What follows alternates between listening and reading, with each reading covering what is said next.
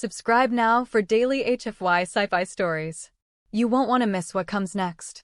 The planet Xylos was a graveyard of empires, a rust-stained rock adrift in the void where the ghosts of dead technologies lay buried in toxic dust.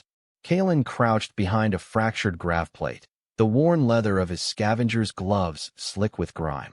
His breath misted in the thin air, the only sound the distant hum of the magnetic storms that scoured the landscape. Before him, the ruins of a precursor civilization stretched like broken teeth, towers of fused alloy, collapsed arches, and the skeletal remains of starships that had met their end centuries ago. This was where he found the artifact, a smooth black obelisk pulsing with a soft, internal light. It had called to him, a whisper in the back of his mind, and now he understood why. The Shedders were coming. He'd seen them before, from a distance.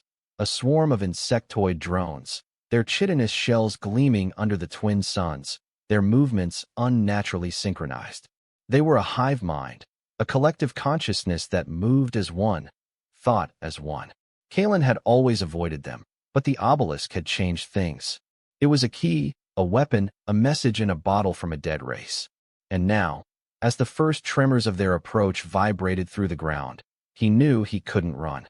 Not anymore. He clutched the obelisk, its surface warm against his palm. They won't understand, he thought. They can't. The Shedders saw the universe in terms of efficiency, of order, of control. They didn't have rebels. They didn't have individuals who defied the collective. They didn't have him. Lyra's voice crackled in Kalen's earpiece, static cutting through the urgency. Kale, you've got maybe 10 minutes before they're on you. What's the plan? She was perched in a makeshift command center, a repurposed supply crate rigged with salvaged comm equipment, her fingers dancing across a jury-rigged console. Her tone was calm, but Kalen could hear the tension beneath it. She'd been his partner for 3 years, ever since the fallout on Cygnus 7, and she knew him well enough to read the unspoken in his silences. The obelisk, Kalen said, rising from his crouch. The dust kicked up around his boots, and he squinted against the glare of the rising suns. It's not just a relic. It's a transmitter. A jury-rigged one, but it works. Transmit to who? The Shedders don't listen. They will, Kalen replied, his voice low. Because they can't ignore it. It's a violation of their protocol. He started toward the nearest ruin, the obelisk held tight. Lyra, I need you to patch me into their network. All of it. There was a pause. Kale, that's suicide. Their network is a fortress. One wrong move, and they'll triangulate us. Then don't make a wrong move, he said, and the line went dead. He moved through the ruins with practiced ease, his boots silent on the rusted metal. The air grew colder as he descended into the planet's crust, the obelisk's light growing brighter, casting long shadows that danced like specters. The Shedders were close now, their drones skimming the horizon, a metallic tide against the crimson sky. The chamber was a cathedral of forgotten tech, its domed ceiling studded with dormant energy conduits. Kalen placed the obelisk at its center, its light flaring as it made contact with the floor. He knelt, his fingers tracing the symbols etched into the stone, alien glyphs that pulsed in time with his heartbeat. This was the heart of the junkyard, the place where the old gods had died, and now, he hoped, where they would be reborn. The first drone breached the surface, its mandibles clicking as it scanned the area. Kalen didn't flinch. He was already inside their network, his consciousness a ghost in the machine. The Shedders didn't have individuals, but they had protocols, rules that governed their every action. And he was about to break one. He closed his eyes, focusing, and the obelisk's light surged. The glyphs on the floor ignited, a web of energy spreading outward, reaching for the sky. The drones paused, their synchronized faltering for the first time in memory. They had encountered resistance before, but never this. Never a signal that defied their collective. Lyra watched the readouts, her knuckles white where she gripped the console. The energy spike was off the charts, a chaotic wave that rippled through the Shedder network like a stone thrown into a still pond. Kale, what are you doing? She whispered, though she already knew. He wasn't just transmitting, he was infecting them.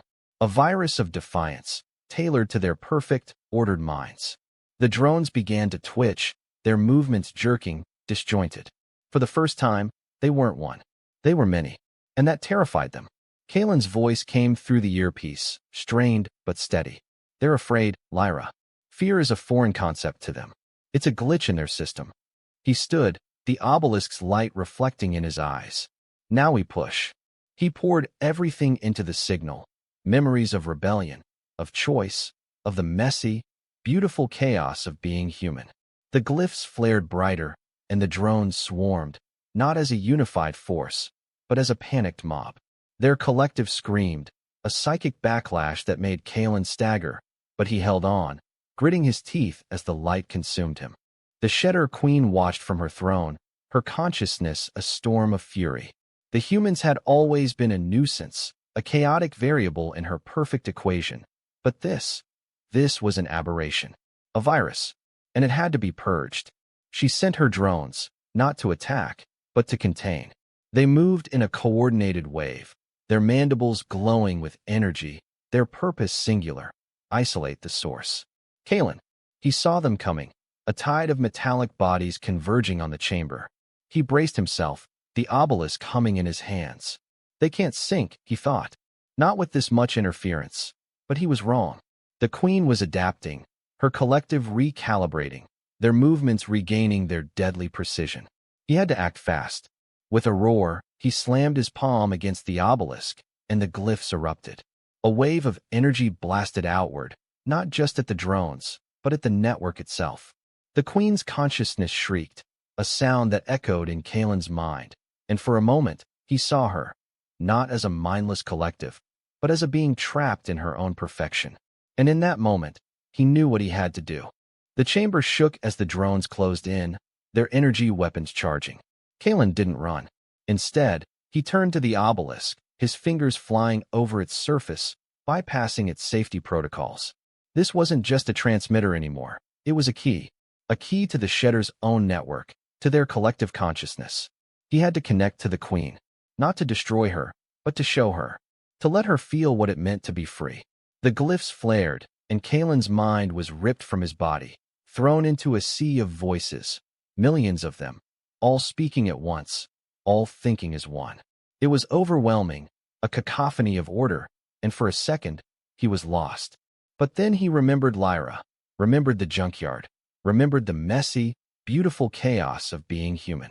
And he fought back.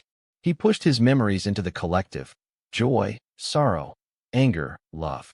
The emotions that made them weak, that made them human.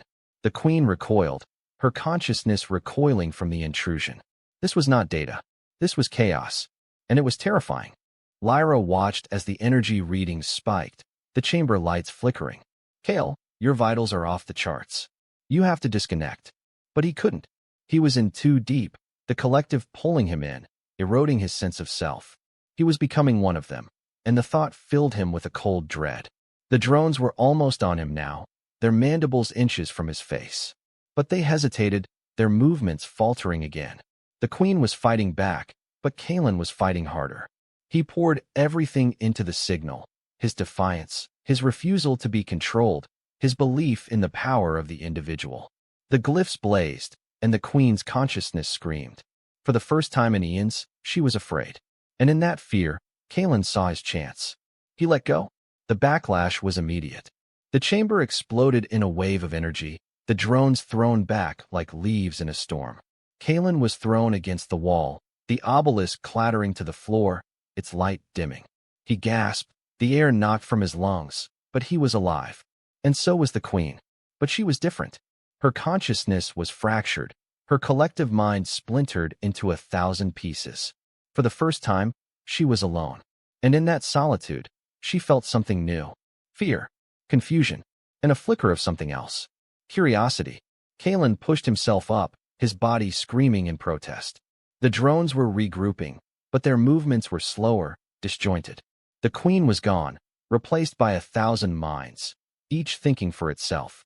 He stumbled to the obelisk, its surface cool under his touch. It was damaged, but it still worked. And now it was his.